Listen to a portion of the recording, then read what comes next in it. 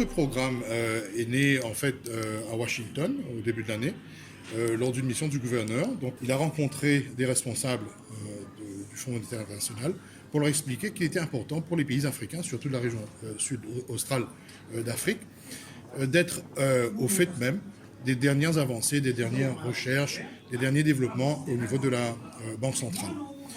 Donc, de fil en aiguille, Afritac South et l'île Maurice et la Banque de Maurice ont travaillé de concert pour mettre sur pied ce programme de formation. L'idée de ce programme, elle est extrêmement importante pour la simple raison qu'aujourd'hui, nous vivons dans un monde qui connaît des développements extrêmement rapides, tant au niveau régulateur qu'au niveau des percées des recherches et des défis à relever. Aujourd'hui, à travers ce programme, donc, nous avons presque une soixantaine de participants issus de 9 pays différents de la région Afrique australe. Et ils vont rencontrer au cours de 7 jours des experts de différents domaines de la Banque centrale, recherche, politique monétaire, marché financier, législateurs, donc qui leur expliqueront quels sont les défis à prendre en considération si on veut exercer son métier en tant que central banker. Et nous espérons qu'au cours de ces 5 prochains jours, ils seront à même de mieux comprendre comment exercer leur métier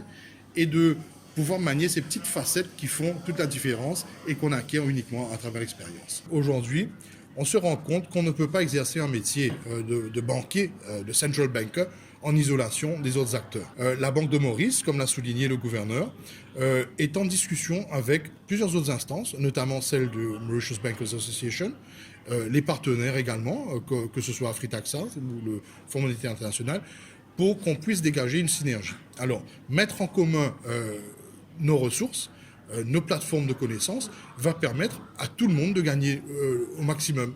Aujourd'hui, si la Banque de Maurice avait décidé de faire un plan de formation toute seule, on n'aurait eu que des employés de la Banque centrale. Aujourd'hui, grâce au soutien de ce travail en commun, on a pu inviter des représentants de différents pays. On ne peut pas aujourd'hui mieux connaître le monde financier si on agit seul.